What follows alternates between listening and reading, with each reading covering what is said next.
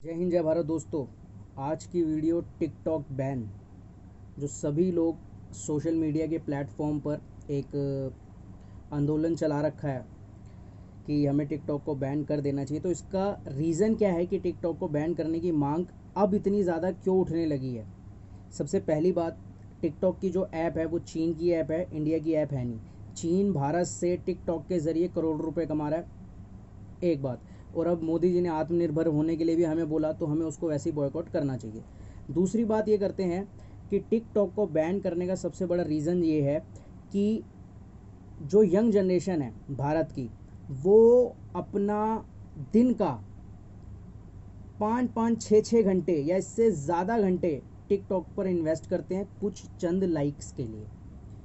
वो अपनी लाइफ के साथ कितना गलत कर रहे हैं, कितना नुकसान कर रहे हैं, ये उनको भी नहीं पता। और इसके अगर हम थोड़ा सा आगे बढ़े, चलिए ठीक है, आप किसी सोशल मीडिया के प्लेटफॉर्म पर अगर थोड़ा सा टाइम इन्वेस्ट करते हैं और आपको उससे खुशी मिलती है, कोई दिक्कत नहीं। मगर उस कंटेंट से, जो कंटेंट आप किसी प्लेटफॉर्म पर डाल रहे हैं और उससे कोई गलत मैसेज जा रहा है, तो ये सबसे बड़ी गलती है, गलत बात है। अब हम देखें, लड़के लड़कियों के कपड़े पहनकर एक नहीं बहुत सारी वीडियोस में अपने आप को कन्वर्ट करते हुए दिखाई देंगे। आप देखेंगे कि टिकटॉक की ज़्यादातर वीडियोस ऐसी भी आपको मिलेंगी जिसमें जानवरों के साथ गलत किया जाता है कुछ लाइक्स के लिए। अच्छी चीज़ें भी दिखती हैं, ऐसा नहीं कि अच्छी चीज़ें नहीं दिखती, मगर उसके कंपैरिजन में गलत चीज़ें टिकटॉक के प्लेटफॉर्म पर ज़्यादा दिखती हैं, ज़्यादा वायरल भी होती हैं। इसी के साथ अगर आप थोड़ा सा देखेंगे कि लड़का हो या लड़की हो, एक दूसरे से भी जो थोड़े टाइम में ट्रेंडिंग में आने लगा है कि मैं तुमसे शादी तब करूँगा जब तुम अपना धर्म परिवर्तन कर लोगी। तुम्हारा कोई भी धर्म हो, तुम्हें अगर मुझसे शादी करनी है तो तुम्हें मेरे धर्म को अपनाना पड़ेगा। तो इस तरह के कंटेंट जो कहीं ना कहीं धर्म से जुड़े हुए हैं, इंसानियत से जुड़े हुए हैं और जानवरों को नुकसान पहुंचाने वाले हैं, तो इस तरह के कंटेंट को सोशल मीडिया के सभी प्लेटफॉर्म पर हटना चाहिए। मगर बात टिकटॉक पर क्यों आ रही है? टिकटॉक पर बात इस वजह से आ रही है कि 15 सेकंड के अंदर आप टिकटॉक पर कुछ भी मैसेज किसी भी तरह से दे सकते हैं।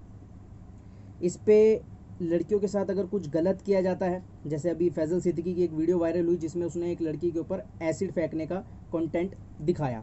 उसके बाद बहुत सारे सोशल मीडिया के प्लेटफॉर्म पर और भी वीडियोस टिकटॉक की वायरल हो रही हैं जहाँ पे एक लड़की के साथ कुछ लड़के गलत कर रहे हैं। तो कहीं ना कहीं समाज का जो एक सोचने की विचारधारा है उसको परिवर्तन करने की कोशिश में टिकटॉक लगा हुआ है। और टिकटॉक के जो बड़े बड़े क्रिएटर्स हैं जिनके ऊपर अब लगातार एफआईआर हो रही है, उन्होंने भी इसमें पूरा योगदान दिया है।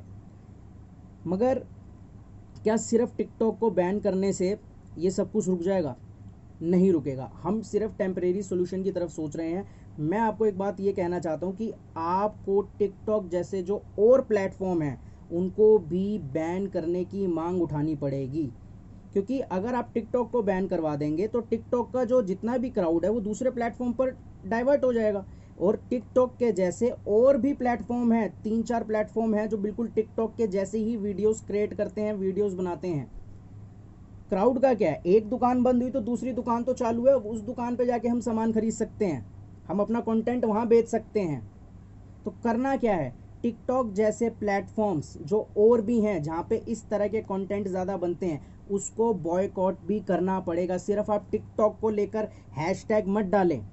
आपको टिकटॉक के साथ, आपकी नफ़रत टिकटॉक के साथ नहीं है, आपकी नफ़रत जो मेन है वो कंटेंट के साथ है कि गलत कंटेंट वायरल होते हैं और गलत कंटेंट से गलत मैसेज जाता है।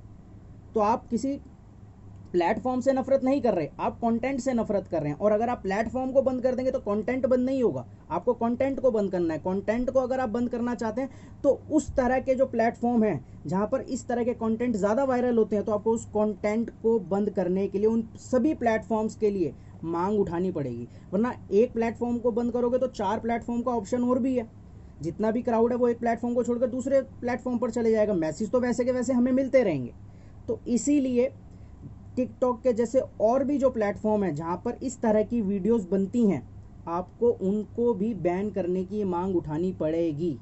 तभी आप टिकटॉक जैसी बीमारी से बाहर निकल पाएंगे, वरना ये बीमारी पूरे देश को बर्बाद करने में लगी हुई है। चीन के जिन्होंने ये बनाई थी टिकटॉक, उन्होंने ये बात कही थी कि मैंने ये जो ऐप बनाई थी वो ज़्यादातर बेरोज़गार लोगों के टाइम को पास करने के लिए बनाई थी, मगर उन्हें ये बात नहीं पता थी कि भारत में बेरोज़गारी इतनी ज़्यादा है। अब बेरोज़गारी की बात छोड़िए सर, छोटे छोटे बच्चों से लेकर बड़े बड़े लोग भी टिकटॉक पर अपना कंटेंट क्रिएट करते हैं। मैं हैरान होता हूँ, 12-13 साल की लड़कियाँ लड़के इस तरह के कंटेंट टिकटॉक पर बनाते हैं जो आप सोच भी नहीं सकते। बहुत गलत कंटेंट को टिकटॉक पर वायरल करने की कोशिश की जाती है। सोल्यूशन यही होना चाहिए कि सिर्फ आप टेम्परेरी सोल्यूशन को मत ढूंढिए कि सिर्फ टिकटॉक को बैन करना है। टिकटॉक जैसे और प्लेटफॉर्म जहाँ पर इस तरह के गलत कंटेंट बनाए जाते हैं, आपको उन प्लेटफॉर्म को बंद करने की भी मांग उठानी पड़ेगी।